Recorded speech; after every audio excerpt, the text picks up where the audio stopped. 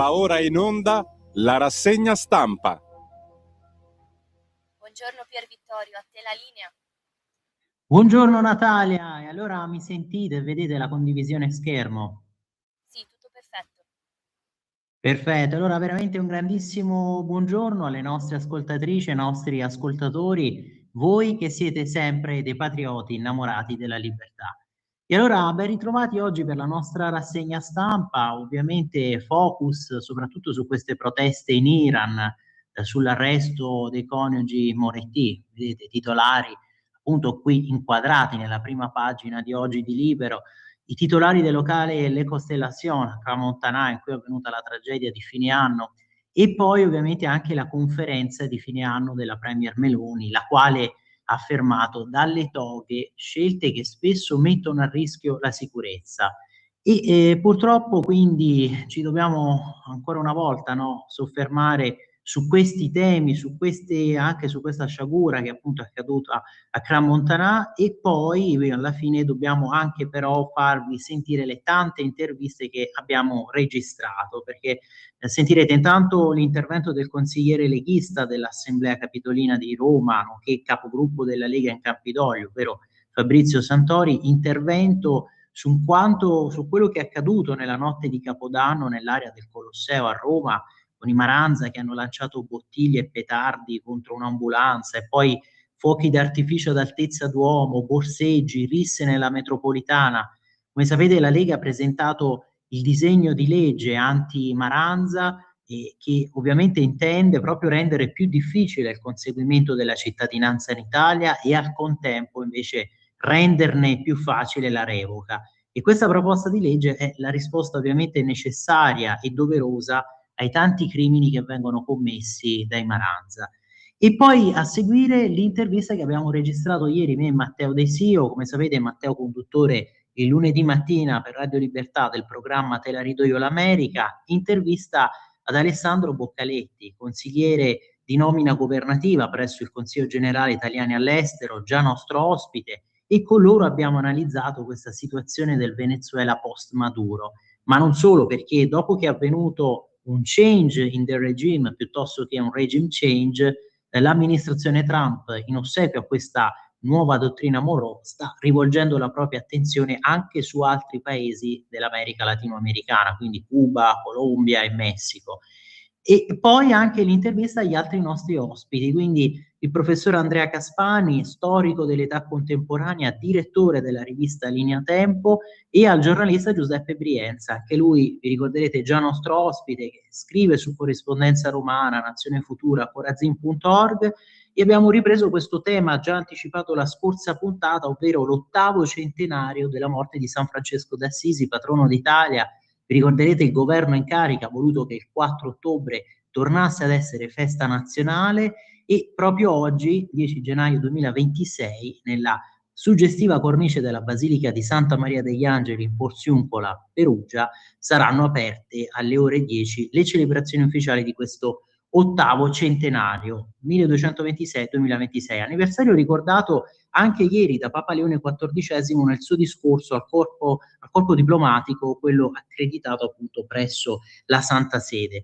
Mi raccomando, le vostre opinioni sono sempre fondamentali, quindi apriremo il consueto filo diretto con voi, intervenite sempre chiamando allo 0292947222 3 volte 2 finali, oppure potete scrivere i vostri messaggi quindi nei commenti sotto la diretta Facebook delle pagine della radio e della Lega, oppure potete mandare anche i vostri WhatsApp, il nostro numero appunto del WhatsApp della radio, il 340 6709 659. Vi ricordo anche le nostre coordinate, quindi ci potete seguire ovviamente dal canale digitale della Radio DAB, dicevamo dalle pagine Facebook di Radio Libertà e ovviamente della Lega, e poi dal nostro nuovo sito internet www.radiolibertà.net, che è sempre aggiornato, e naturalmente anche dalle app di Radio Libertà per i sistemi operativi sia iOS che Android, e poi per finire dal canale YouTube. E poi vi rinnovo anche il consueto invito, quindi se volete sfuggire a quella che è una ubriacatura ideologica del politicamente corretto e del woke, abbonatevi a Radio Libertà, sosteneteci, davvero basta poco per sostenere una radio che rappresenta un unicum in questo panorama. E allora andate sulle sezioni abbonati e dona ora del nostro nuovo sito internet.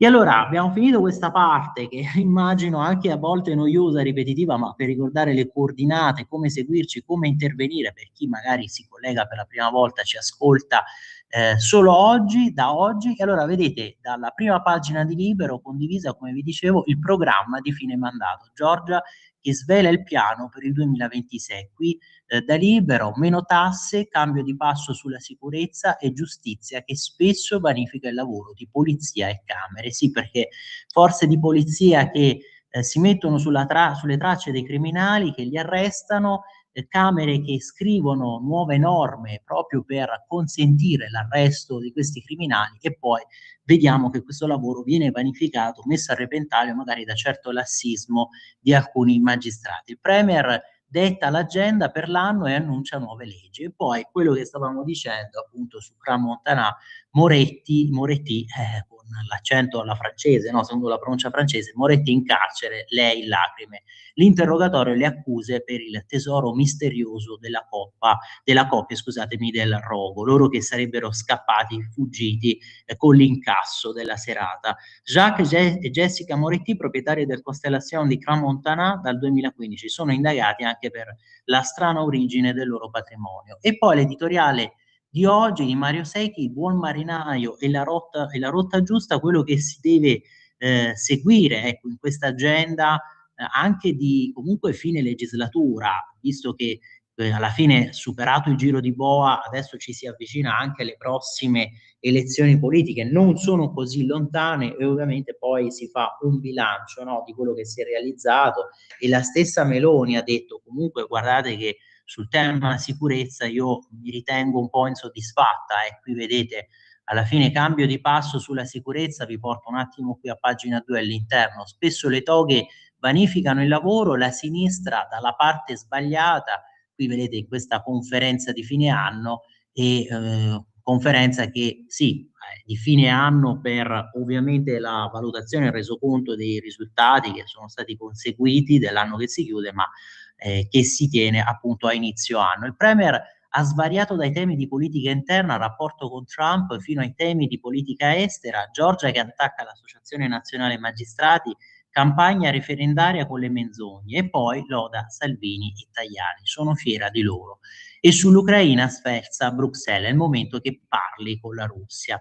I rapporti con Trump su molte cose non sono d'accordo e quando succede lo dico a lui, la geopolitica non è gossip. E poi la dialettica con Mattarella, rapporti ottimi, non sempre però siamo d'accordo, ma quando serve difendere l'interesse nazionale lui c'è. E poi vedete qui addirittura si riferisce la stoccata a Vannacci, un generale mi stupisce, le forze armate sono utili per costruire la pace e poi quello che vi stavo già leggendo, no, sui due vice premier, su Tajani, si dice fiera di loro come per il ministro degli esteri, anche su Matteo Salvini, la Presidente del Consiglio, alza un muro a difesa.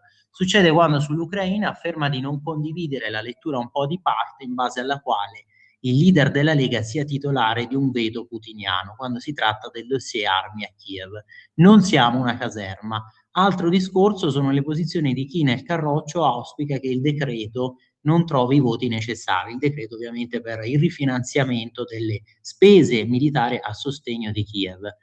Il riferimento, senza citarlo appunto, a Roberto Vannacci, che Meloni definisce solo un generale, le forze armate, ripete la Premier, sono fondamentali per costruire la pace, quello che stavamo leggendo prima. Sull'Ucraina Meloni conferma di essere contraria all'invio di soldati da parte dei volenterosi, il principale strumento per le garanzie di pace è l'articolo 5 della NATO, ma è ora che Bruxelles parli con la Russia, come auspicato da Emmanuel Macron, che anche lì avete visto ha cambiato rotta perché per un periodo sembrava che si fosse già messo l'elmetto e stesse partendo per la Russia come un novello Napoleone. Sul fronte internazionale non poteva essere altrimenti, c'è soprattutto il capitolo Donald Trump. Non credo all'ipotesi che gli Stati Uniti avviino un'azione militare sulla Groenlandia, che non condividerei. Con il Tycoon ammette su tante questioni non sono d'accordo e quando accade lo dico a lui, quello che abbiamo letto appunto prima dal virgolettato, ma guai a mettere in discussione le direttrici della politica estera, quindi UE e Alleanza Atlantica. A proposito, la Meloni non si fa scappare l'occasione di rimarcare come in ogni circostanza la sinistra si schieri sempre dalla parte sbagliata della storia, come accaduto per la cattura del dittatore Nicolás Maduro. Mi sembra surreale che sindacalisti italiani dicano ai venezuelani cosa significa essere venezuelani. Del resto, ricorda, da quella parte sono state organizzate anche manifestazioni di solidarietà con Mohammad Hannoun, il predicatore pro-Pala accusato di aver finanziato Hamas. Questo lo considero davvero molto grave e considero che ci sia un'ambiguità. E infatti quello ci ha scandalizzato, ci ha indignati, avete visto, perché poi abbiamo guardato le immagini dei venezuelani in festa nel Venezuela dopo la cattura di Maduro, poi ovviamente c'è stato questo avvicendamento nel vertice, però i venezuelani che hanno festeggiato anche quelli che erano scappati dal loro paese, che erano emigrati, e penso molti di voi hanno visto anche la scena di quel battibecco con un iscritto, un tesserato della CGIL in quella manifestazione e invece con un venezuelano. E poi avete visto, no, il sindacalista lì comunque è l'iscritto della CGIL che gli rinfacciava di essere scappato dal proprio paese, insomma, ma come da obiettarli? Voi che siete sempre così favorevoli e accoglienti nei confronti degli immigrati, di chi scappa dai loro paesi, chi fugge dai loro paesi. E quindi sinistra che non si rende conto nemmeno anche qui di essere dalla parte sbagliata della storia, di difendere un dittatore criminale, sanguinario, che era anche dedito al narcotraffico. L'editoriale di Mario Secchi, vi leggo qui la parte finale, eccola qui, l'impostazione intelligente su quella seguita dalla Meloni in questa quarta conferenza stampa di fine anno, che è un inizio e una svolta, un bilancio dell'anno passato, dicevamo, ma anche la partenza folgorante di un rivoluzionario 2026 che in pochi giorni ha visto cadere il dittatore del Venezuela e profilarsi all'orizzonte il crollo del regime in Iran. Infatti adesso seguiremo anche gli sviluppi di questa situazione, perché sono tante le interviste anche ad esperti, no, di politica internazionale, tante le interviste nelle testate di oggi, ma ovviamente poi monitoreremo anche dall'ANSA e da per esempio l'Iran International. E allora quali sono gli elementi nuovi di continuità? Meloni ha consolidato una strategia politica che un anno dopo anno, scusatemi, ha aggiustato la rotta, senza inseguire utopie e scomporsi di fronte alle difficoltà.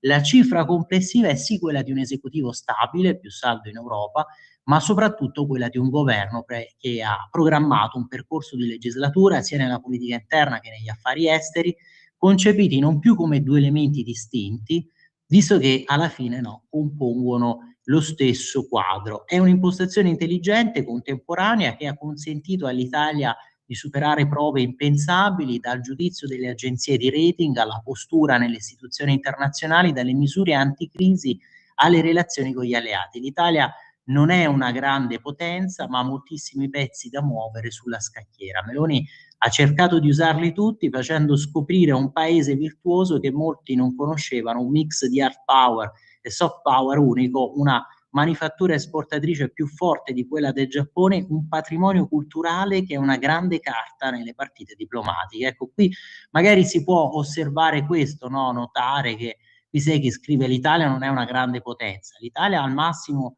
non è ovviamente una delle superpotenze, ma abbiamo visto che ormai la stessa Unione Europea, che con la von der Leyen vuole magari alzare la voce, si scopre impotente di fronte a quelle che effettivamente sembrano le tre grandi superpotenze, cioè Cina, Stati Uniti e Russia. Anzi, poi stiamo vedendo che la Russia rischia, nonostante sia una potenza nucleare, di essere sempre più subalterna alla Cina e di essere una potenza, diciamo, regionale, una media potenza. L'Italia però sicuramente ha un suo ruolo, ha una sua potenza, ha una sua potenzialità, diremmo, quindi non ha senso, ecco, da questo punto di vista sminuirla. L'esempio più chiaro, a proposito della possibilità, no, di giocare un ruolo nelle partite diplomatiche da parte dell'Italia, l'esempio più chiaro è arrivato ieri, proprio ieri sera, dalla Casa Bianca. Nella riunione dei big del petrolio sulla crisi venezuelana c'era Claudio Descalzi, numero 1 di Eni. La sua presenza non è casuale, il cane a 6 zampe è il campione mondiale nella scoperta dei giacimenti. vanta un patrimonio di conoscenze e relazioni che lo rendono unico e a Caracas gioca la sua partita per l'economia, la libertà, la democrazia e il prestigio dell'Italia. Per navigare non serve solo il vento, bisogna anche sapere dove andare. Bisogna quindi tracciare questa rotta, perché altrimenti il marinaio che non conosce la sua rotta poi alla fine si ritrova in mezzo alle tempeste. E allora, a proposito di Eni e comunque di queste possibilità per l'economia italiana, anche vi apro un attimo qui l'home page del Sole 24 Ore, la riapriamo, visto che non ce l'abbiamo, no? Il Sole, sapete, non è nella nostra edicola digitale, nella nostra emeroteca virtuale. E allora le tante novità, aggiorniamo, vedete l'accordo del Mercosur e poi piano casa, Colle, UE e Russia, tutti i temi affrontati da Meloni in conferenza stampa. Giorgetti, aumento delle spese per la difesa senza però rinuncia alle priorità sociali. Perché la Meloni insiste su crescita e sicurezza? Quello poi che stavamo leggendo prima, strage di Kram, fermato appunto il proprietario del Constellation. Invece la misura degli arresti domiciliari e braccialetto per la moglie. E tanti hanno detto si è aspettato solo adesso, insomma una lentezza da parte di questa giustizia elvetica, e tanti hanno commentato, sì, ci ricorda la lentezza di alcune procure quando si devono muovere magari per le tante truffe online. Trump, prenderemo la Groenlandia con le buone o con le cattive, e poi l'aggiornamento di questa scossa di terremoto 5.1 a largo della Calabria. E poi qui vedete, dopo il blitz statunitense, Venezuela doppio colpo alla Russia tra sanzioni e calo dei prezzi petroliferi.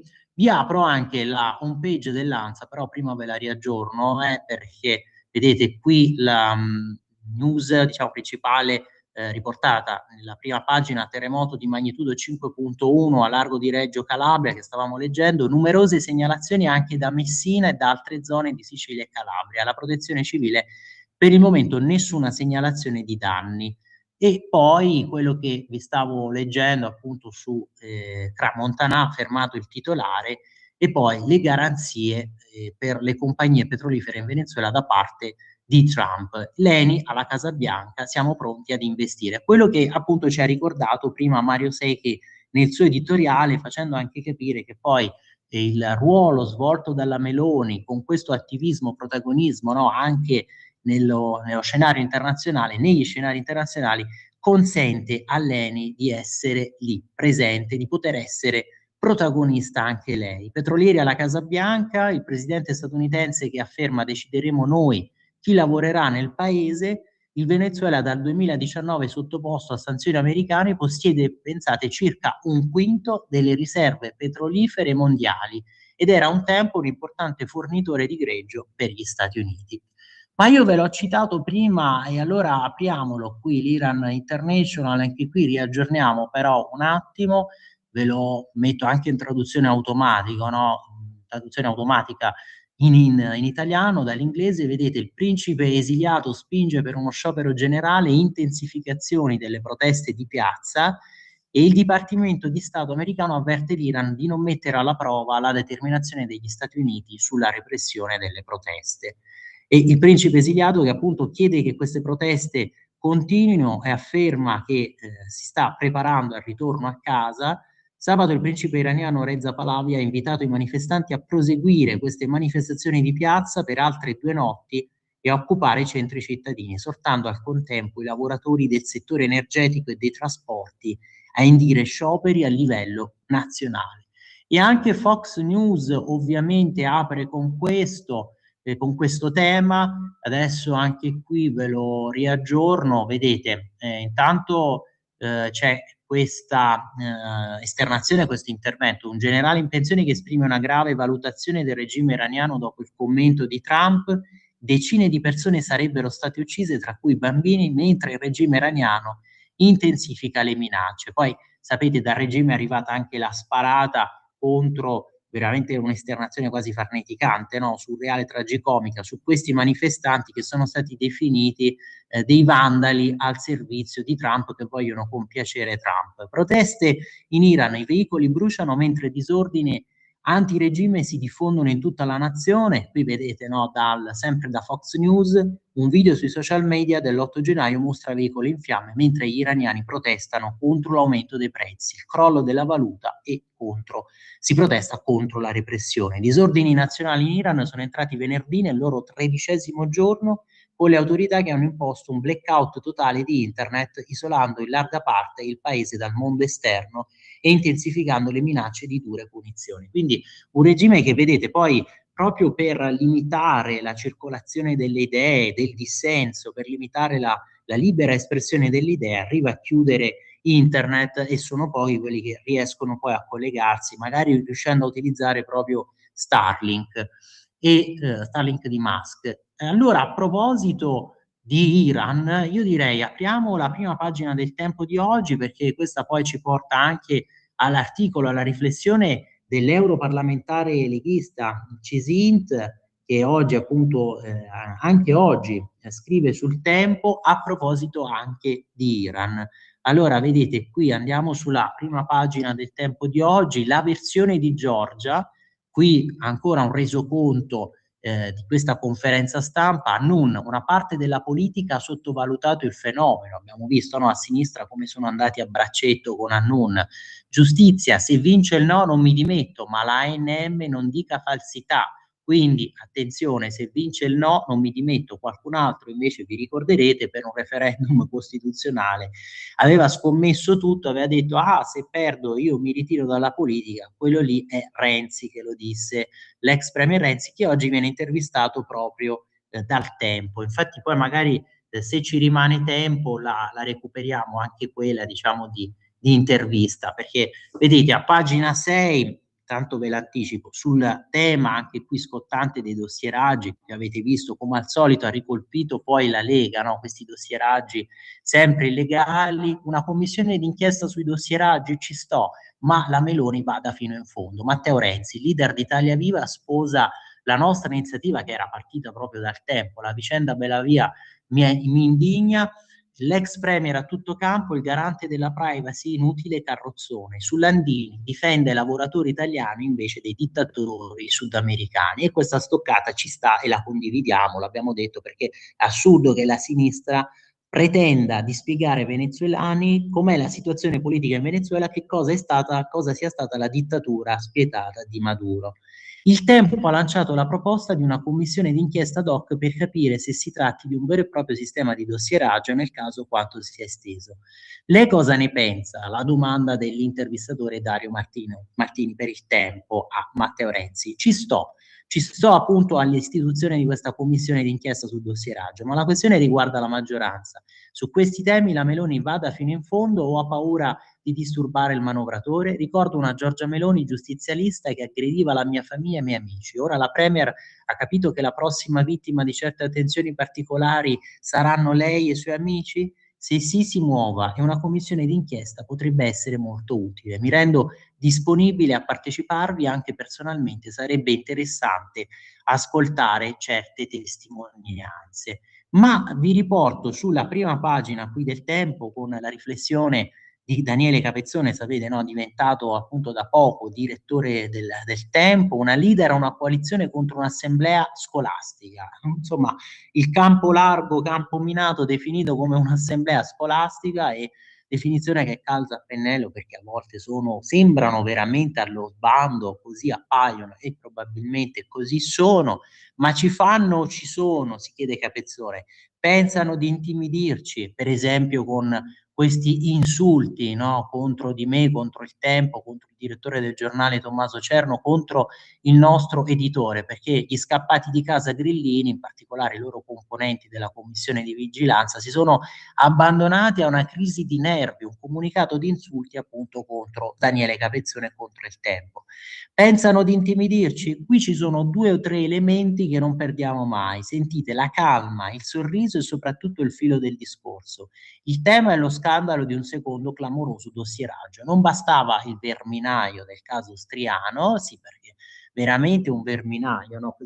covo di vipere che si divertiva quasi a lavorare. Ecco, questo è un altro problema, perché un conto è il giornalismo d'inchiesta e un altro conto, scusatemi, è il giornalismo a richiesta, cioè procure o comunque altre strutture che incaricano giornalisti di fare dei dossieraggi, di fare delle inchieste mirate, targetizzate contro avversari politici.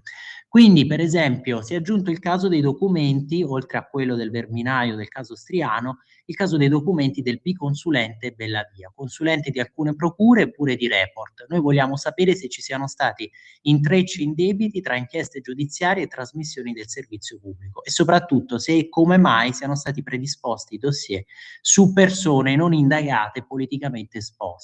Una commissione d'inchiesta sul dossieraggio ci pare necessaria. Se la scolaresca grillina pensa di distrarci, si sbaglia. Di più, chiediamo chiarezza pure sul caso Striano, esploso mentre il procuratore antimafia era proprio il dottor Cafiero De Rao, attuale parlamentare del Movimento 5 Stelle, incredibilmente componente della commissione antimafia che ora indaga sul caso. Altro mega conflitto di interessi. Siamo pronti a un bel confronto. Abbiamo molte domande anche per lui. Ci sta o scapperà? E qui rispondiamo noi, crediamo che probabilmente scapperà a gambe levate, anche il procuratore. Allora, vi dicevo appunto dell'intervista di Anna Maria Cisint, cioè, scusatemi, non l'intervista, l'articolo, la riflessione di Anna Maria Cisint su quello che sta accadendo in Iran. Vedete, i popoli si uniscano al grido di libertà per gli iraniani. Qui, pagina 10 del Tempo. In Iran si impone alle donne di indossare il velo già mentre l'aereo inizia a sorvolare il territorio del paese. Una follia ideologica, anacronistica e medievale, anzi, qui altro che medievale, arcaica, primitiva, il Medioevo europeo, italiano, cristiano è millenni avanti rispetto a questo. L'islamismo politico che fonde religione, sharia e dominio dello Stato è una delle grandi piaghe del nostro secolo e va contrastato sul piano politico, culturale e diplomatico per garantire libertà e diritti ai popoli che li rivendicano, come quello iraniano, un popolo che aveva conosciuto la libertà e che l'ha vista cancellare da un regime liberticida che in nome della Sharia vieta alle donne persino di cantare, le vuole mute, invisibili, senza volto e senza voce. Ricordo la legge contro il canto, ricordo il caso di Aoù, la ragazza che per protesta si è spogliata in università e che è stata fatta sparire dal regime, per la quale iscrissi a Mezzola e a Tajani. Sono storie che gridano giustizia e che l'Occidente non può ignorare. Un regime che conosce solo repressione e violenza, che fra esecuzioni e sparizioni ha solo sparso sangue fra la sua gente. Questo è l'islamismo nella sua forma più becera, una strategia di conquista del potere, una forza totalitaria, totalizzante e teocratica, dove Allah e la Sharia diventano strumenti politici per azzerare chi dissente attraverso leggi oppressive, tribunali ideologici e un indottrinamento di Stato che soffoca ogni pluralismo. Lo stesso indottrinamento che tenta di radicarsi anche fuori dall'Iran, nelle succursali della follia islamista che sono sparse nel mondo, compresa l'Europa, dove attraverso moschee, organizzazioni e reti associative si prova a diffondere libertà negate, odio verso l'Occidente e ostilità verso la democrazia. I popoli occidentali devono unirsi al grido di libertà degli iraniani. L'Europa deve compiere la sua parte invece di piegarsi all'ideologia woke e di foraggiare organizzazioni legate alla fratellanza musulmana. Deve ritrovare la propria spina dorsale e difendersi da chi vuole esportare la Sharia. Difendiamo le nostre libertà, difendiamo chi le invoca e ci chiede aiuto, ma per farlo dobbiamo prima recuperare la nostra identità, quella che certa sinistra vorrebbe rimuovere per indebolirci, forse per consegnarci a un pensiero unico che tollera ogni oppressione purché travestita da relativismo culturale. Noi vogliamo un'Europa dei popoli, forte, consapevole, capace di difendere le proprie radici giudaico-cristiane. Un'Europa non soggiogata a tecnocrazie e ideologie liberali, ma abbastanza solida da stare al fianco di chi, come il popolo iraniano, continua a lottare per la libertà e la dignità. L'Occidente e le nostre istituzioni devono stare dalla parte di chi chiede democrazia, Stato di diritto e rispetto della persona. Siamo vicini ai tanti cittadini coraggiosi che manifestano per il loro futuro. E questo è appunto il sostegno, la vicinanza di Anna Maria Cisinta al popolo iraniano. Vedete, Iran in fiamme per le proteste, pena di morte ai rivoltosi, cargo russi che portano via l'oro. Ma allora approfondiamo questo tema, al ritorno dalla pausa, vero? A questo punto, Natalia, ci concediamo questo piccolo break e ci ritroviamo fra pochissimo. Stai ascoltando Radio Libertà. la tua voce libera, senza filtri né censura. La tua radio. Lo amiamo perché ci offre sempre le cose più buone e naturali. Linea Alberto Acerbis. Un saluto care amiche e cari amici di Radio Libertà. Una grande notizia, chiaramente, per chi conosce l'olio extravergine di oliva Acerbis, per chi lo usa da tanto tempo, è sicuramente una notizia importante. Per gli altri che magari lo vogliono provare, questo è il momento per approfittarne. Sì, perché tutto il mese di gennaio e tutto il mese di febbraio olio nuovo, prezzo vecchio. Quindi potrete ordinare chiamando 030 68 40 408 6 bottiglie da 1 litro di olio estratto a freddo Acerbis a sole 84 euro e il trasporto è gratuito. Parliamo di un olio estratto a freddo da olive italiane selezionate all'origine. Tutte le mattine imbottigliamo il prodotto fresco su vostra ordinazione, quindi vi arriva a casa un qualcosa di unico. Se volete riscoprire i sapori di un tempo, se siete alla ricerca di un olio vero, importante, di un olio italiano che dia ai piatti un tocco in più, 030 68 40 408, oppure potete ordinare tramite la pagina web olioacerbis.com, perché come diceva il mio nonno Alberto, l'olio elve sempre a galla. Alberto, l'olio buono viene sempre a galla. Abbiamo avuto una produzione piuttosto scarsa quest'anno, lo sapete, ma una qualità straordinaria. Chiamate in tanti. Grazie, buon proseguimento. Pier Vittorio, di nuovo a te la linea. Grazie mille. Scusa se ti interrompo, abbiamo Sì. un'ascoltatrice in linea, se vuoi. Prego, sì, facciamo sentire, prego. Buongiorno signor Scimia, Lisetta. Ciao Lisetta, ben ritrovata e buon anno nuovo. Grazie altrettanto. Allora, Grazie. io 2 parole volevo dire sul Venezuela. Signor Scimia, io scopro con stupore quanto il Venezuela sia nel cuore degli italiani. Nonostante, dico io, i 12 connazionali, non uno solo, chiusi nelle sue galere. Allora, perché questo colpo di fulmine, signor Scimia? Non credo sia scaturito dalla cattura di Maduro, bensì dal fatto che di mezzo ci siano gli USA. Ed allora ecco scattare l'indignazione del mondo dei media, con giornali politici, opinionisti e lettori, tutti a dire la stessa cosa. È stato violato il diritto internazionale, mi sembra, no? E l'appello alla diplomazia per risolvere i problemi del mondo. Non essendo esperta in materia, ho cercato questo mitico diritto internazionale e scopro, cosa ho scoperto? Che non è un testo, un codice, un articolato, ma solo un insieme di norme che regolano i rapporti tra stati sovrani. Mi sembra così, da quello che ho capito. In sintesi, signor Scimia, i chiacchieroni di casa nostra vorrebbero che paesi stranieri trovassero tra di loro un accordo da imporre ai litiganti. Sì, decisamente, dico io, in Italia si è attivato un fiume di inutili parole ben retribuite, finalizzato a far scattare l'allarme USA, senza mai un accenno alla situazione socio-economica dei venezuelani. Quanta ipocrisia, signor Scimia. Con questo la saluto e buona giornata. Esatto, ben detto, quanta ipocrisia, perché si stanno stracciando le vesti, stanno strappando i capelli per Maduro, però non hanno detto nulla in tutti questi anni delle persecuzioni, delle violenze, insomma di quello che stava accadendo, no?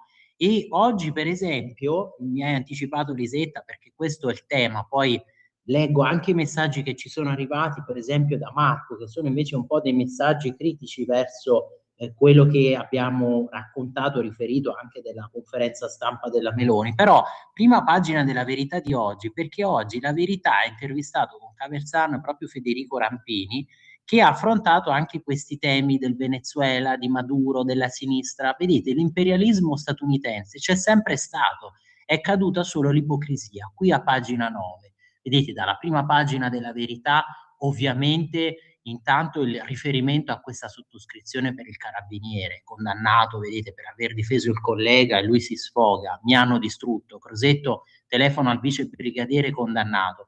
E poi il tema della sicurezza serve di più, ha ammesso la stessa Meloni, ma i giudici, i risultati per me, lei stessa ha dichiarato, non sono sufficienti, questo è l'anno in cui si cambia marcia. Però la magistratura vanifica molti provvedimenti. Verissimo, infatti la riforma Nordio è solo un primo passo, ecco qualche suggerimento. Ma ve lo stavo citando, allora vi porto a pagina 9, qui all'interno della Verità, vedete Donald agisce, Xi e Putin impotenti, contano soltanto i rapporti di forza. Questo sul tema appunto dei grandi rapporti internazionali, del diritto internazionale. Il giornalista da mercoledì in seconda serata su Canale 5, falso che la mossa di Trump incentivi l'espansionismo sino-russo. Pechino rivendica Taiwan dal 2012, quindi nella serie secoli prima, no, che arrivasse Trump alla Casa Bianca nel 2016.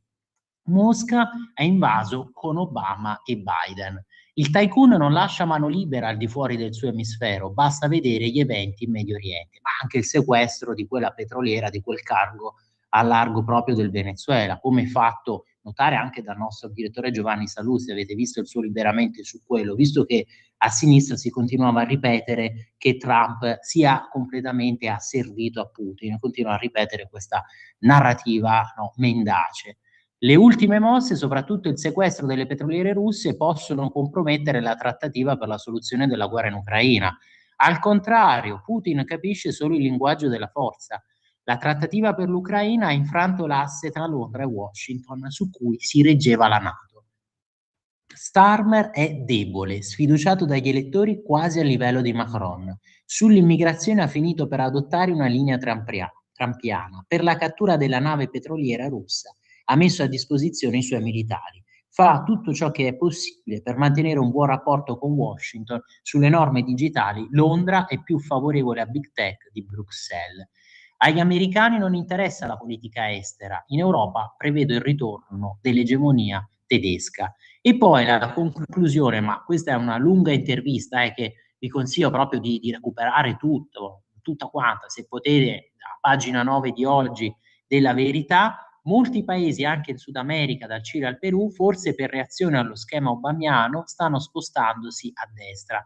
In forza di cose, volenterosi europei in crisi di consensi resistono e si oppongono. Lo spostamento a destra in America Latina è provocato dalle stesse cause che hanno fatto vincere Trump. E sentite, qui lo dice Rampini, che non è certo un giornalista, no? Si può dire di area di centrodestra, conservatrice, eccetera. Quali sono queste cause che fanno vincere alla fine coalizioni di centrodestra in America Latina? Immigrazione clandestina, narcotraffico, violenza criminale. E poi sentite anche qui la stoccata contro certa sinistra, questa è un'altra stilettata. In Europa, se esistesse ancora il Partito Comunista di Enrico Berlinguer, sarebbe quello che era negli anni 70. Un partito d'ordine attento ad ascoltare la classe operaia e a tutelarne la sicurezza nei quartieri in cui vive. E invece la sinistra attuale si è disinteressata del problema della sicurezza. Chi lo vuole risolvere passa per un fascista che vuole lo stato di polizia, che vuole instaurare il regime. Allora, 8:39, chiedo a te conferma, Natalia. A questo punto facciamo sentire prima l'intervento del capogruppo della Lega al Campidoglio, Fabrizio Santori, proprio su quello che hanno commesso i Maranza a Capodanno a Roma, al Colosseo, e poi, se sei d'accordo, in successione, se possiamo, anche l'intervista su questi temi di politica internazionale con il consigliere quota Lega, no, del governo per il Consiglio generale degli italiani all'estero, Alessandro Boccaletti, intervista insieme a Matteo De Sio. Va bene, procedo con l'audio. Perfetto, mi senti, Natalia? Allora procediamo così. Nella notte di Capodanno è accaduta una cosa scandalosa a Roma, veramente un'occupazione di spazi straordinariamente importanti per i romani e per i turisti. È semplicemente inaccettabile tutto quello che è avvenuto: bottiglie, petardi lanciati contro un'ambulanza, fuochi ad altezza d'uomo, borseggi, risse nelle metropolitane. C'è uno scenario che è indegno di una capitale europea, che appunto è stata aggravata anche dal fatto che dopo l'intervento dei soccorritori sono stati colpiti anche loro proprio mentre cercavano di svolgere il proprio lavoro. Quindi noi non siamo più di fronte a episodi isolati, ma è proprio un modello di violenza urbana ripetuta che trova terreno fertile nell'assenza di regole chiare, di controlli efficaci, di sanzioni certe Dunque Roma non può essere ostaggio di queste bande che trasformano le feste in guerriglie, le zone simbolo delle città, in aree che sono proprio fuori dal controllo. Per questo è giusto e necessario andare avanti senza tentennamenti con la cosiddetta legge antimaranza. La cittadinanza non è un automatismo né un regalo, quindi noi come Lega abbiamo proprio fatto questo tipo di proposta. La cittadinanza deve essere un traguardo che si conquista con il rispetto delle regole, della convivenza civile, ma soprattutto il rispetto delle istituzioni. Chi delinque, chi aggredisce, chi semina paura non può pretendere diritti senza doveri, e questo la Lega lo ha sempre sostenuto e continuerà a battersi sia in Campidoglio che a livello nazionale proprio per restituire ai cittadini una città libera, sicura e che sia realmente governata.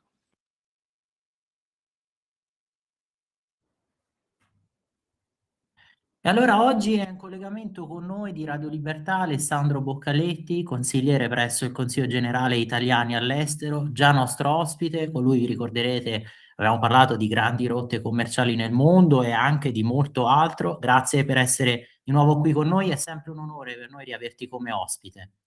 Grazie, è un piacere. Grazie, poi grazie al nostrissimo Matteo De Sio, come sapete conduttore infaticabile su Radio Libertà del programma Te la rido io l'America, lunedì mattina. Grazie sempre Matteo per la tua partecipazione. Ci mancherebbe, è un piacere enorme, Pier. Grazie Matteo. Allora Alessandro, oggi con te dobbiamo analizzare un po' tutto questo scenario internazionale che è in continua evoluzione dopo l'attacco quasi una settimana fa a Venezuela e la cattura di Maduro da parte appunto di Trump, dell'America. Ricordiamo, il vice premier Matteo Salvini aveva commentato, ecco, nessuno sentirà nostalgia di Maduro, responsabile di aver affamato e oppresso il suo popolo.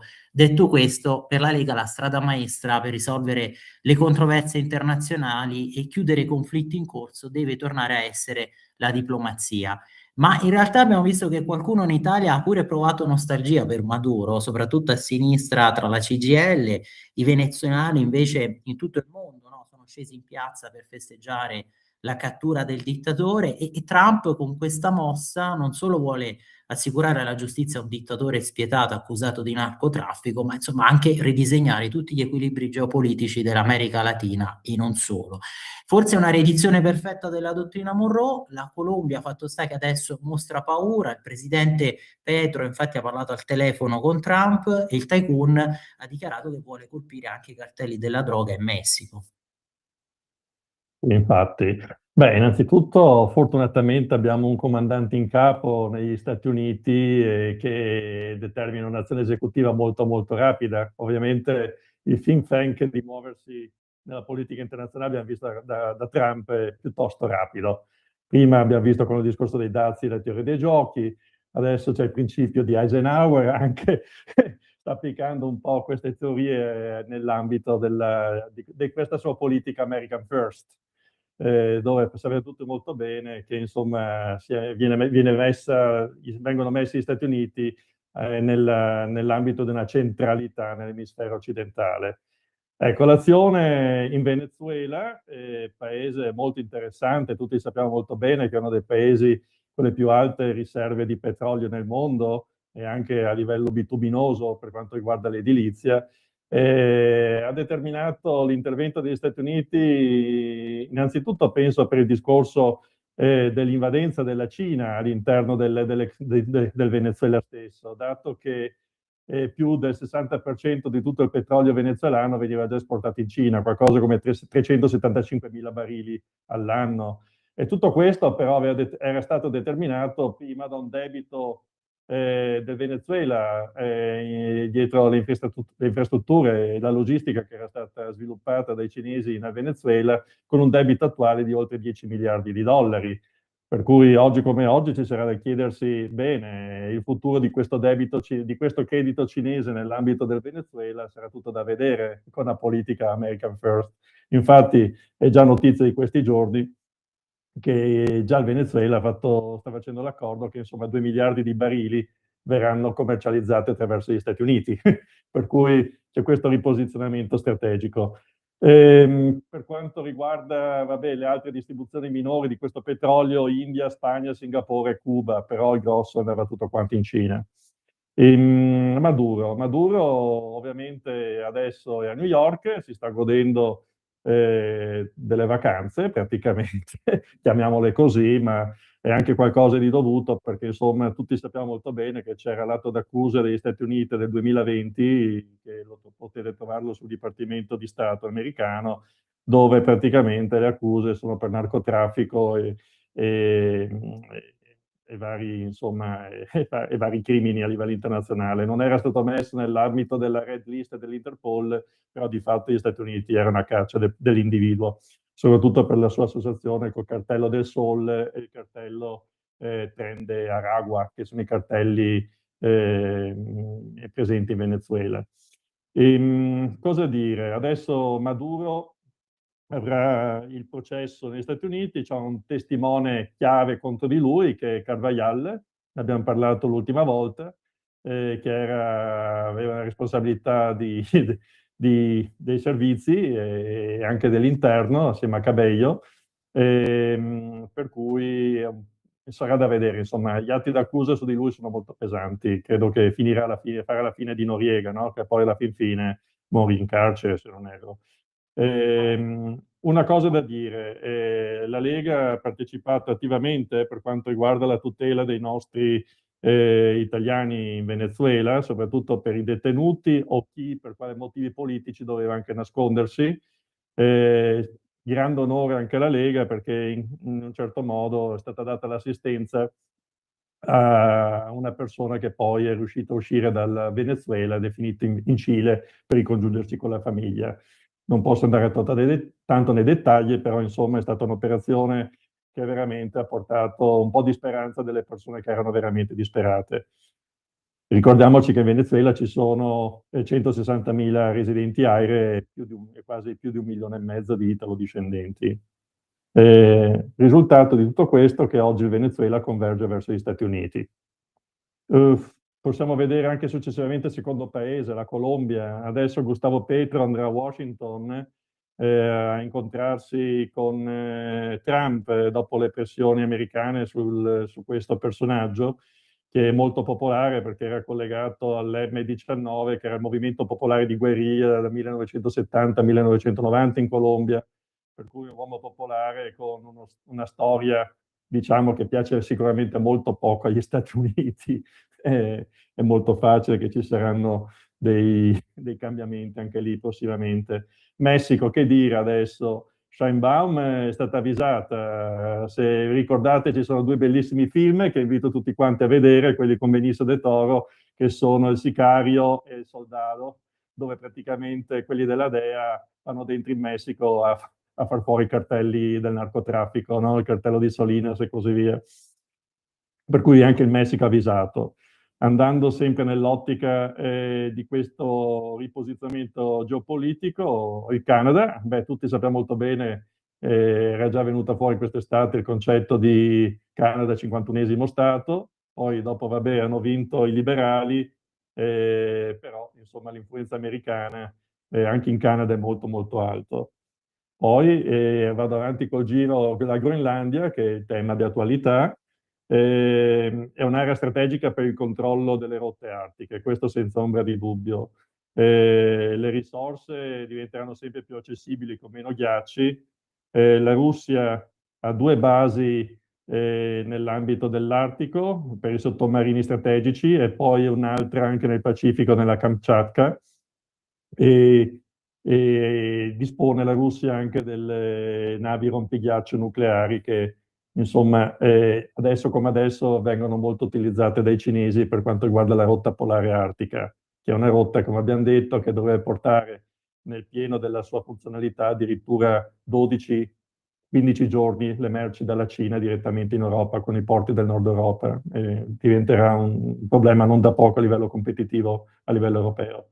Comunque gli Stati Uniti hanno detto vogliono arginare questa Belt and Road Initiative dei cinesi e sono molto molto attivi. Perché gli Stati Uniti vogliono la Groenlandia?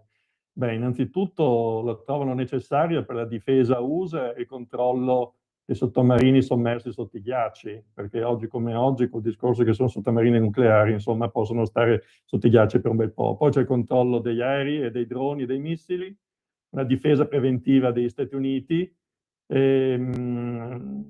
Stanno facendo delle azioni anche direttamente in Groenlandia, dove con i 57.000 abitanti vorrebbero forse offrire anche dai 10.000 ai 100.000 dollari a ogni cittadino, pur di convincere a livello popolare una cessione di carattere economico. Però una delle funzioni primarie per le quali gli Stati Uniti vorrebbero la Groenlandia, anche per la minaccia degli ICBM della Nord Corea, che sono molto imprevedibili. Infatti non è neanche un caso che proprio recentemente l'ultimo film, The House of Dynamite, porta proprio il discorso di lanci di missili da un'origine misteriosa del Pacifico, che poi dopo vengono per alla fine, durante nell'evoluzione di questo film, connessi alla Corea del Nord. Ricordiamo che gli Stati Uniti hanno già una base in Groenlandia dal 1951, con la base di un accordo di difesa, la Thule Air Base o Pituffik Space Base, dove di fatto c'è un utilizzo dual use di questa base stessa. Concludo, dove praticamente l'Ucraina sembra che a tutti gli effetti per gli Stati Uniti stia diventando sempre un paese di minore interesse nell'ambito della politica American First. E ne vedremo le conseguenze e gli effetti a livello d'Europa, che invece troviamo sempre un coinvolgimento maggiore con tutto il discorso del gruppo dei volenterosi. Ecco, chiarissimo, quadro esaustivo, hai anticipato anche il tema dell'Ucraina, perché su questo, no, Matteo che voleva intervenire, visto che Matteo addirittura qualcuno aveva paventato uno scenario surreale, se viene attaccato a questo punto la Groenlandia, cosa succede? Una guerra tra alleati della NATO in base all'articolo 5, qualcuno dovrà intervenire della NATO a soccorso della Danimarca. Esatto, volevo anticipato innanzitutto anche il tema, la tematica molto molto importante, la Groenlandia, che tra l'altro, riprendendo un argomento della scorsa puntata che abbiamo fatto insieme, sempre ad analizzare tra l'altro la Cina e la volontà della Cina di estendere le proprie rotte commerciali, quanto siano in realtà molto intraprendenti i politici e gli imprenditori del dragone cinese, proprio per alla fine arrivare a queste rotte commerciali che coinvolgono la Groenlandia, coinvolgono l'Africa, coinvolgono tante parti del mondo e che non ci si aspetta così di primo acchitto. La tematica, tra l'altro, della Groenlandia, come ha giustamente sottolineato il nostro ospite, inizia nel 1951 con gli Stati Uniti, appunto, che sono riusciti a ottenere quell'accordo, ma anche le due amministrazioni passate hanno provato a comprare la Groenlandia. Ovviamente, dato che si tratta di amministrazioni, tra virgolette, amiche per la stampa, non vi è stata questa risonanza mediatica in negativo, come invece è successo con Donald Trump. Però questo a notare quanto alla fine avere certe sicurezze per quanto riguarda l'esercito rimane una tematica molto importante anche nel 2026, e le terre rare, comunque gli elementi naturali molto importanti come li ha la Groenlandia e come li ha l'Ucraina rimangono nel 2026 una tematica importante anche per Stati Uniti, che con Donald Trump non vogliono rinunciare alle risorse del sottosuolo, ma vogliono continuare con i metodi tradizionali per acquisire l'energia e non dare retta solo a ideologie che invece purtroppo stiamo adottando in Europa. Credo voglio anche sapere l'opinione proprio del nostro ospite su questo. Allora, parlando di Groenlandia, risorse sicuramente ce ne sono tante. Più si sghiacciano questi ghiacci, maggiore sarà l'accesso. Però diciamo anche dall'altra parte che gli Stati Uniti non è che hanno una grande necessità di risorse, a meno che non siano i metalli rari, perché ad esempio a livello di di altre materie, insomma, ha una certa disponibilità, diciamo, sul continente americano, considerando anche il Canada compreso. Ovviamente è un elemento di interesse strategico sia economico, ma credo che innanzitutto veramente sia un discorso di controllo sulle rotte artiche, dove oggi come oggi la concorrenza cinese iniziava veramente a dar fastidio. Infatti non era un segreto che i cinesi volevano e vogliono avere delle sue società e delle attività sul continente, sull'isola della Groenlandia. E tutto ciò determina una vicinanza eccessiva al continente americano, e ciò ha messo molto in allarme gli Stati Uniti, per cui assolutamente, come ho detto, uno degli obiettivi è quello di arginare la Belt and Road Initiative, che, come abbiamo parlato l'ultima volta, ha una visione veramente globale. Poi ricordiamoci che, a differenza di noi, i cinesi hanno disegnato la Belt and Road Initiative più di 10 anni fa.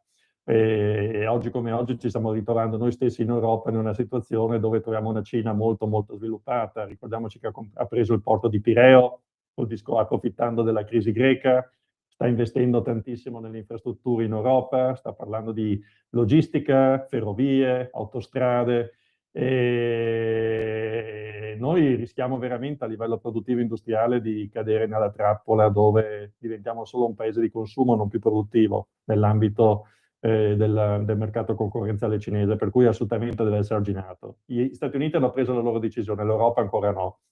La Groenlandia è un argomento dove vedo un po' l'Europa lontana, devo dire, sia per come è strutturata, perché oggi come oggi ancora non c'è un esercito europeo, ma poi, come ho detto fin dall'inizio, la catena di comando, lo abbiamo visto espressamente col discorso Venezuela. Trump, come comandante in chief, dice andiamo avanti, e si fa.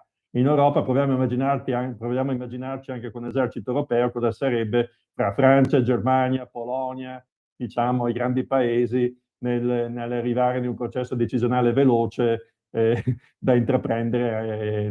Nel caso nostro speriamo che non sia belligerante, ma non credo proprio, perché non abbiamo la capacità del discorso della Groenlandia con gli Stati Uniti, insomma.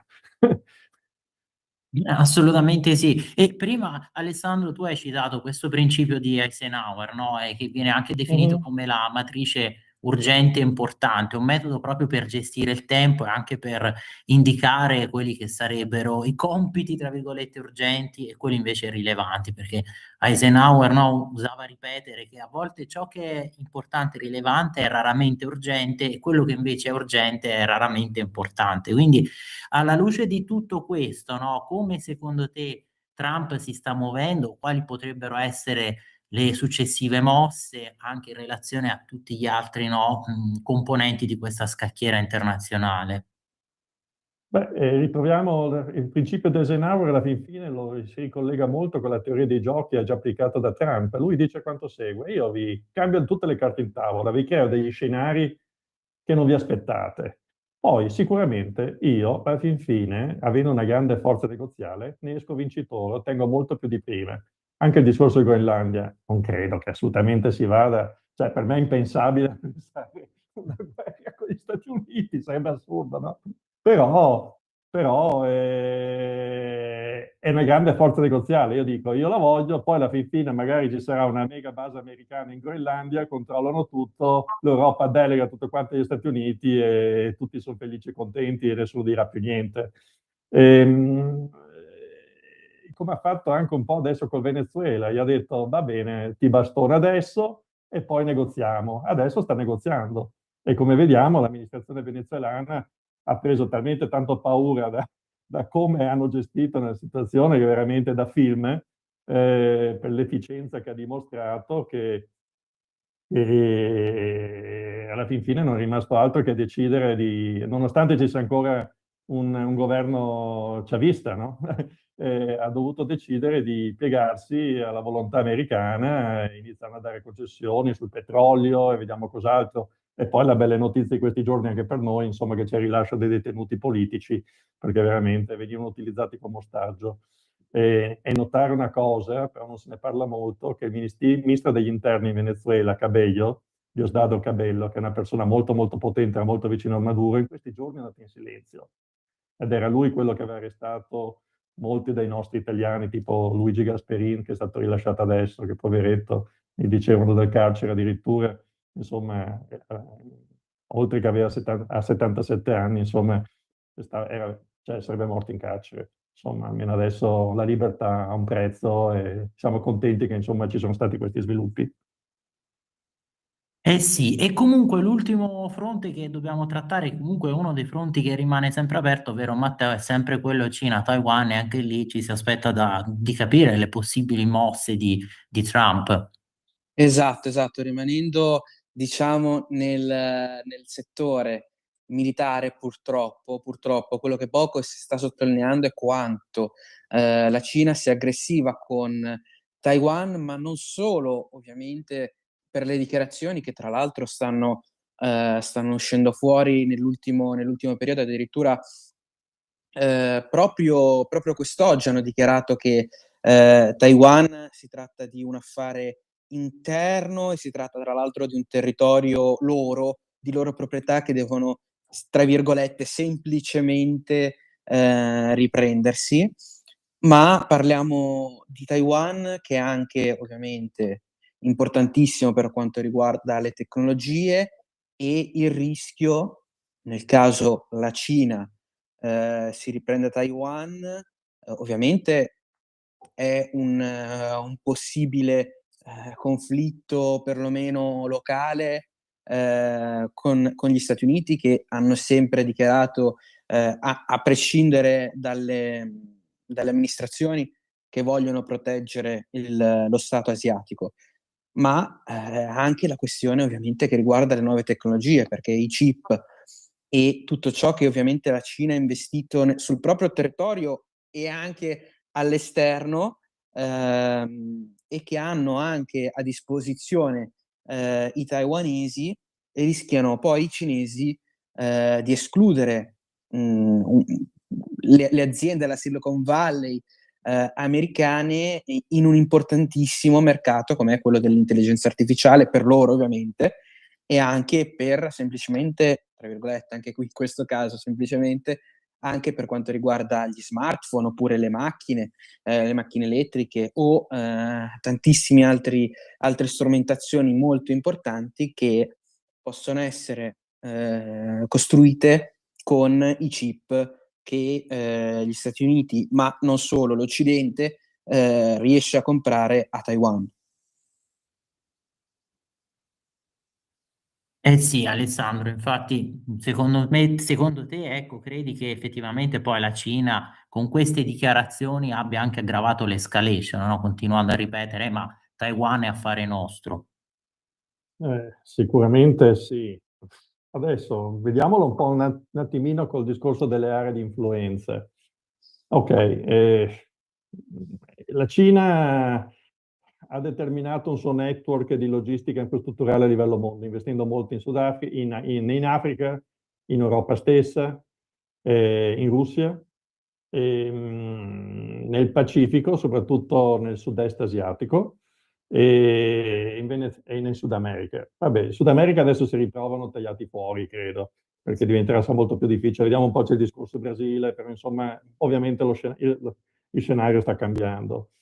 Il discorso Taiwan, la Cina la mette come un territorio proprio.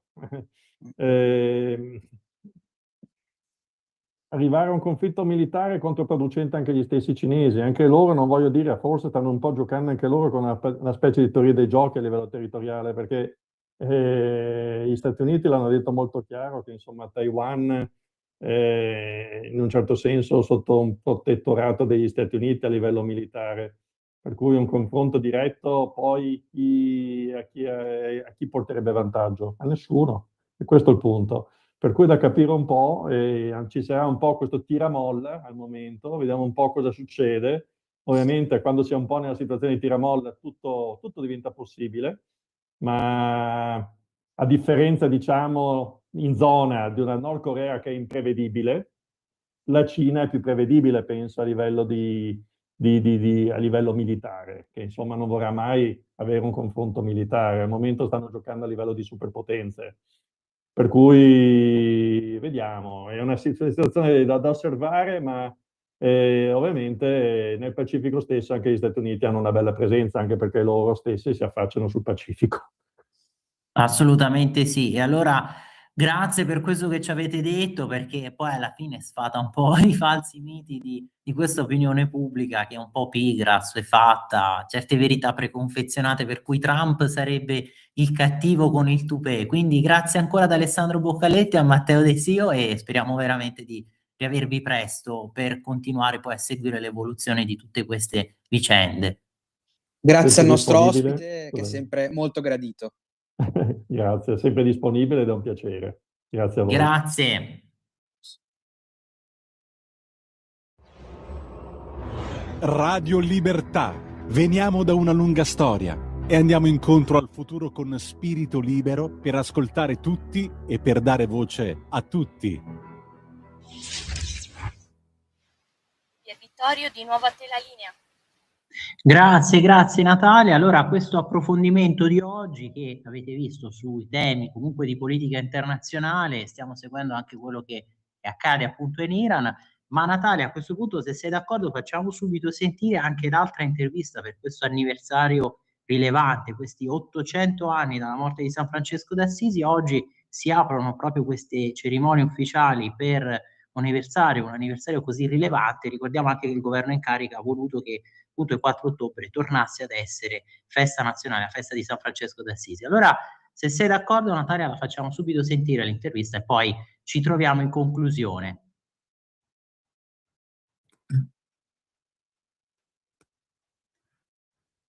E allora oggi con noi di Radio Libertà sono in collegamento il professor Andrea Caspani, storico dell'età contemporanea, già docente di storia contemporanea e di didattica della storia all'Università Cattolica del Sacro Cuore, nonché dirigente scolastico. Professore, grazie per essere qui con noi, è un vero onore averla come ospite, veramente siamo onoratissimi.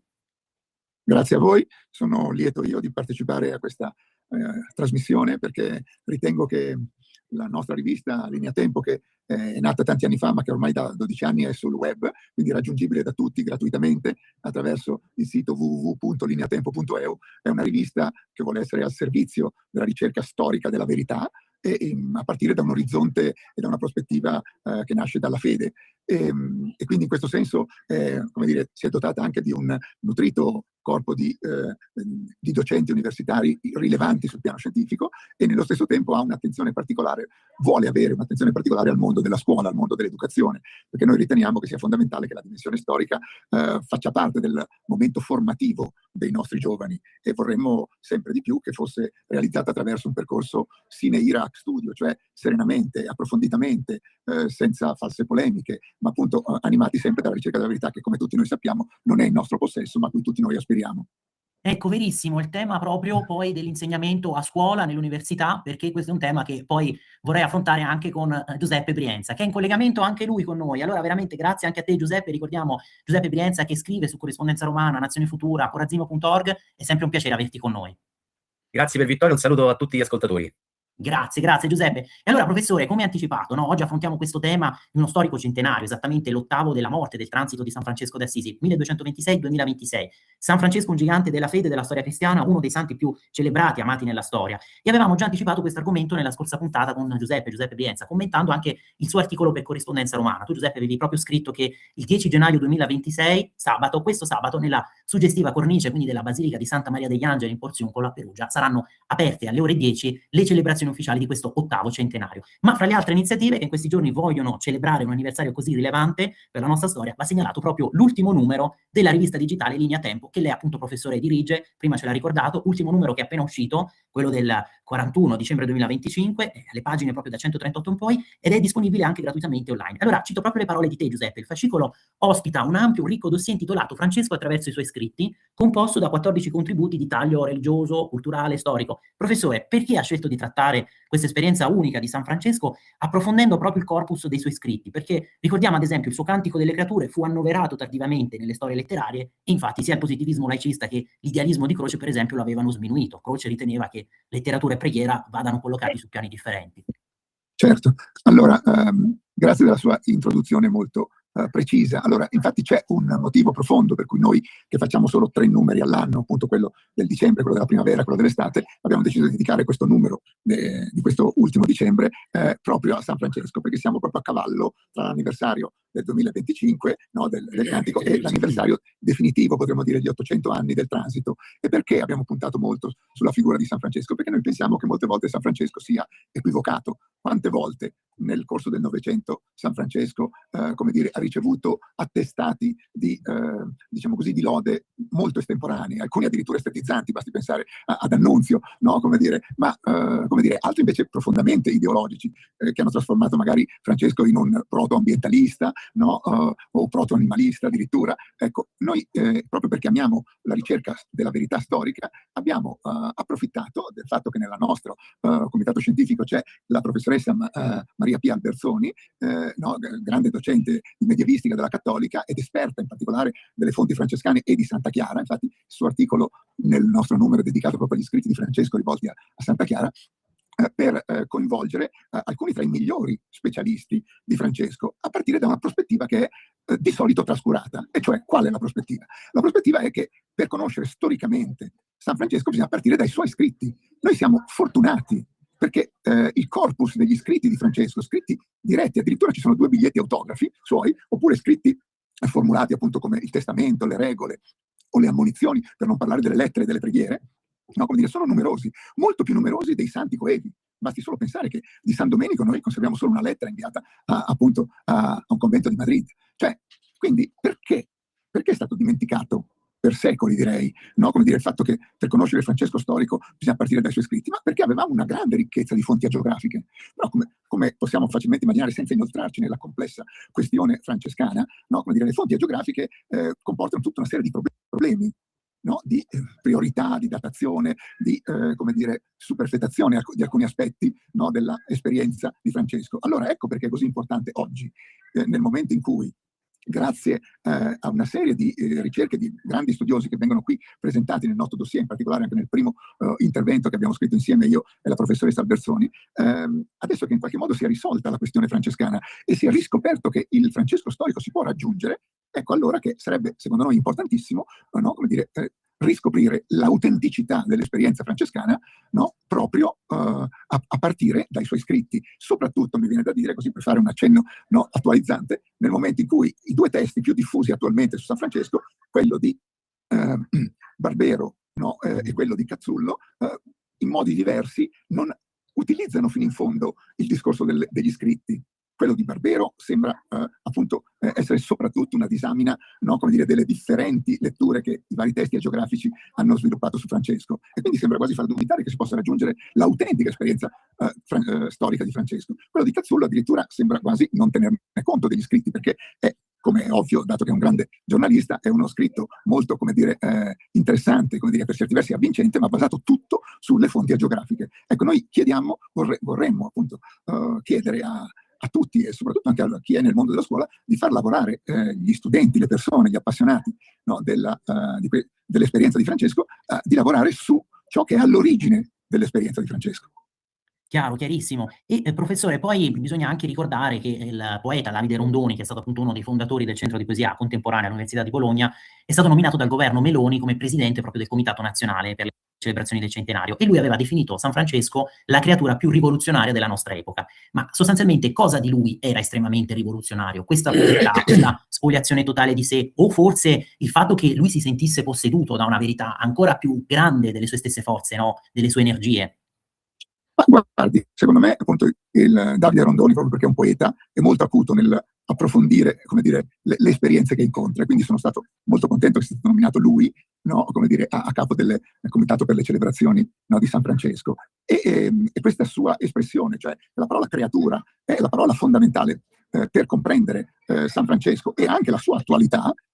Consiste proprio in questo fatto, a mio avviso, che però emerge dagli scritti che lo stesso Davide ha realizzato in questo periodo, o dai suoi interventi. No? Cito solo che nella parte in cui parliamo diciamo così, del percorso da Francesco a noi, no? Oltre a citare ovviamente l'influenza di Francesco sulla filosofia, appunto un bel percorso su come la letteratura italiana ha ripreso in modo diciamo così, autentico, ideologico, la figura di Francesco nel Novecento, c'è un bel intervento, fra l'altro, di un altro nostro amico, un grande educatore, appunto, sul fatto che San Francesco ha iniziato il rinascimento del corpo. Non dimentichiamo che questa cosa qua, la sua influenza sul piano artistico è notevole, ma non solo su Cimabue e Giotto, ma arriva proprio come dire, a Donatello, a Brunelleschi e a Michelangelo. Cioè rilancia questa idea del fatto che non si deve aver paura della corporeità, ma la corporeità appunto è creaturale.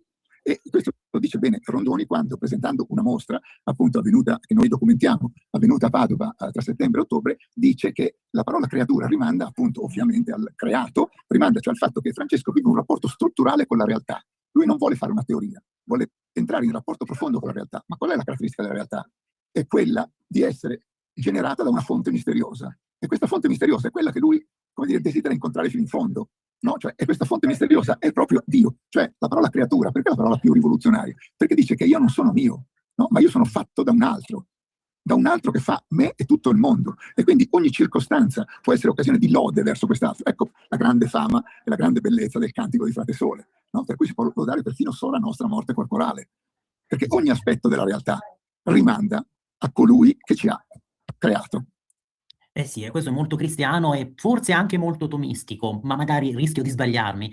E Giuseppe, vengo da te perché poi da quest'anno, proprio con il 4 ottobre di quest'anno 2026, giorno della nascita di San Francesco, tornerà ad essere festa nazionale in Italia.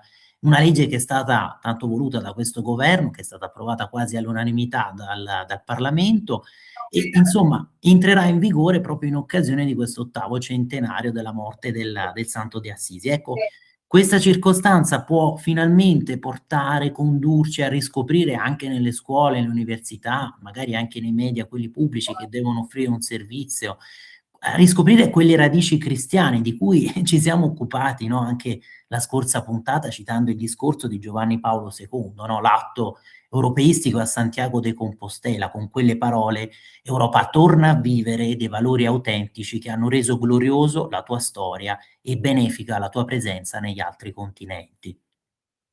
Beh, io penso che sia un'occasione preziosa, no? Tu parlavi dei media e penso che in questo caso occorrerà fare ognuno la sua parte, no? Noi diciamo così, di Radio Libertà, se mi permetti, Pier Vittorio, dal basso, come stiamo facendo, facciamo sentire la nostra voce, la nostra sensibilità sulla necessità di ritrovare un'identità a partire dalle radici cristiane e poi una spinta anche dall'alto, se vogliamo, e appunto dicevi il servizio pubblico, no?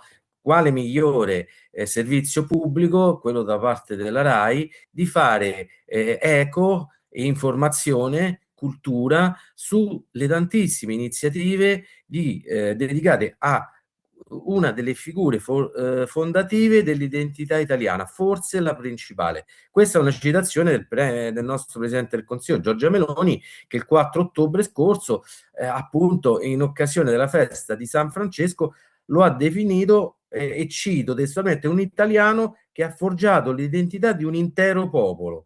E quindi il patrono d'Italia, San Francesco, sappiamo, proclamato da Papa Pio XII nel 1939, e non è un caso, come ha detto proprio il presidente del Comitato Nazionale per il Centenario, no? Il grande poeta Davide Rondoni, non è un caso che la proposta di reintrodurre la festività ha avuto un'accoglienza bipartisan. In nome di quali valori? Chiaramente non possiamo dilungarci, ci stai dedicando un sacco di tempo, ma io riprendo le parole di Davide Rondoni, no? Cioè, dall'esperienza di San Francesco sono nate le opere di carità, ma sono nate anche le banche. È nato il senso più intimo, umano e cristiano della solidarietà, che è iconicamente, no, rappresentato dall'abbraccio al lebbroso. In poche parole, riscoprire San Francesco significa riscoprire la vita, no? Davide Rondoni dice: San Francesco è un'esplosione di vita. Io vorrei sottolineare, tra le tante iniziative che il Comitato Nazionale per il Centenario ha proposto, una grande mostra su Giotto e San Francesco che si terrà dal 14 marzo a Perugia, nella Galleria Nazionale dell'Umbria, e nello stesso tempo a marzo appunto ci sarà un'esposizione straordinaria del corpo di San Francesco lì ad Assisi, no? A marzo. Ad agosto ci sarà un raduno mondiale di giovani nel nome di San Francesco. Quale migliore occasione per cercare di approfondire e riflettere anche all'opinione pubblica italiana questo grande patrimonio. Un ultimissimo appello, Pier Vittorio, per tutti i consiglieri comunali o i sindaci che ci stanno ascoltando o ci ascolteranno in differita, no? La tua rassegna è ascoltata molto anche in differita e gira sui social, per fortuna. Allora, l'ANCI, l'Associazione Nazionale Comuni d'Italia, ha scritto a tutti gli amministratori comunali per invitarli a informare sulle iniziative piccole, grandi, medie, nelle varie realtà, no? Dedicate al centenario francescano. Questo form di raccolta si può trovare sul sito del Comitato Nazionale, che è San Francesco, poi il numero 800.cultura.gov.it. Ecco, quale migliore spinta, anche questo dai territori, per ritrovare, grazie a questo doppio anniversario, quello del ripristino della festa nazionale di San Francesco e quello dell'8° centenario, per dare un contributo dall'Italia e poi magari, perché no, dall'Europa. Il governo Meloni lo sta facendo su tanti settori, dare un contributo per irradiare la luce e l'amore di San Francesco a tutto il nostro vecchio continente. Esatto, si tratta proprio di irradiare questa luce, questo amore. E Giuseppe, durante il tuo intervento io ho sentito un attimo un disturbo, chiedo anche al professore se l'abbia sentito, perché nel caso poi sistemiamo e risentiamoci, e ovviamente nel caso riteniamo questo intervento. Ma no, io non ho sentito niente. Perfetto, voglio dire, perfetto. io ho sentito perfettamente, voglio dire. Ecco. Perfetto. E professore, vengo da lei proprio per la conclusione. Intanto grazie Giuseppe per queste precisazioni. Vengo per la conclusione parlando proprio invece, gioco di parole, della conclusione del dossier della rivista Linea Tempo, ecco, perché è un percorso di studio, di riflessione che è intitolato Da Francesca a noi, con questa finalità, quella di offrire degli spunti proprio per avvicinarsi, no, allo studio della figura di San Francesco in tutta la sua novità. Ma in cosa consiste adesso la sua novità per questo santo che è vissuto quasi 1000 anni fa, che ha incarnato così, no, anche questa idea di povertà, e quale può essere la sua novità per un mondo che sembra, per usare le parole di un filosofo contemporaneo, incamminarsi sempre più verso il turbocapitalismo? Ecco, no, prima dicevamo di quelle ricostruzioni fuorvianti ideologiche come una sorta di proto-pauperista, ecco, San Francesco.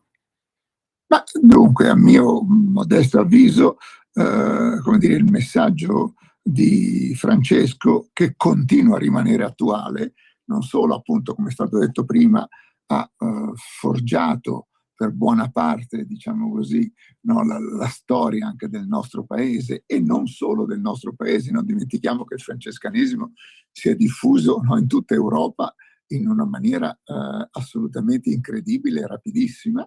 No, ecco, per cui è importante cogliere anche che esiste appunto questa problematica della influenza francescana su tutta la cultura europea.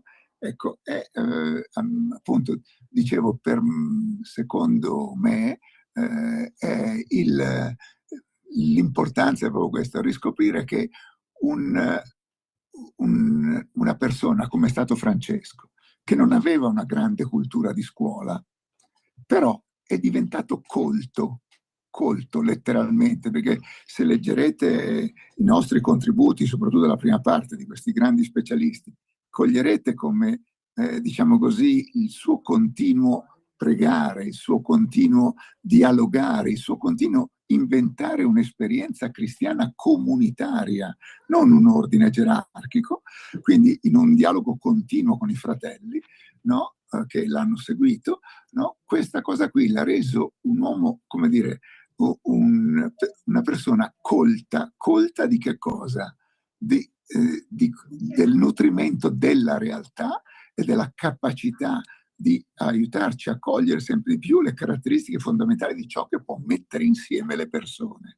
Una capacità cioè di relazione, o per usare le parole del nostro attuale pontefice, una capacità di mettere insieme una comunità di persone che vivano una pace disarmata e disarmante.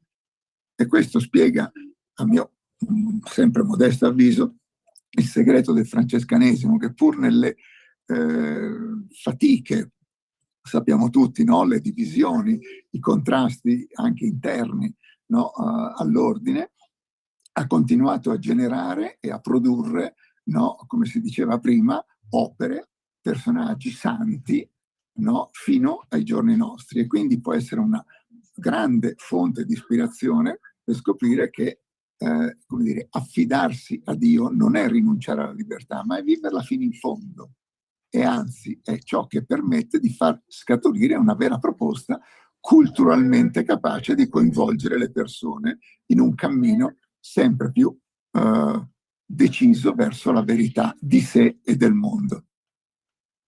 Esatto, verso la verità, e speriamo, dicevamo, anche per riscoprire queste nostre radici, per ravvivarle, come appunto aveva sostenuto e dichiarato San Giovanni Paolo II in quel viaggio apostolico in Spagna, a Santiago. E allora grazie ancora professore, grazie ancora a Giuseppe Brienza, grazie al professor Caspani, è stato veramente un onore e speriamo di riaverla presto, e magari proprio per commentare ulteriormente, no, questo centenario e poi quelli che saranno le prossime iniziative. Va bene, grazie a lei per Vittorio e grazie moltissimo a Giuseppe. Grazie a tutti. Pier Vittorio, a te la linea. Grazie mille Natalia. E allora io ringrazio anche voi, soprattutto perché poi ci avete mandato tanti messaggi, alcuni li stavamo già leggendo, citando, per esempio dicevo quelli di Marco, no? Che avevano espresso queste critiche, per esempio a proposito di quanto detto dalla Premier Meloni durante la sua conferenza stampa. Ecco, vi li leggo, per esempio quello in cui lui citava l'articolo di Marcello Veneziani su presunto, diciamo, sconfessamento delle promesse, e oggi su questo interviene anche Elly Schlein nella sua intervista, che vi segnalo, ma c'è poco da condividere su Repubblica di oggi. Io dunque, dicevo, vi ringrazio tantissimo. Ovviamente poi inizieranno queste cerimonie ufficiali, no? Dicevamo alle ore 10 proprio ad Assisi per l'apertura di questo 8° centenario dalla morte di San Francesco, e allora che dire, invochiamo proprio l'apostolo della pace, no? A lui affidiamo questo anno che inizia, e io ovviamente vi rinnovo sempre l'invito ad essere liberi, forti e senza paura. Grazie allora per essere stati con noi e buona continuazione qui su Radio Libertà. Buon fine settimana. Alla prossima!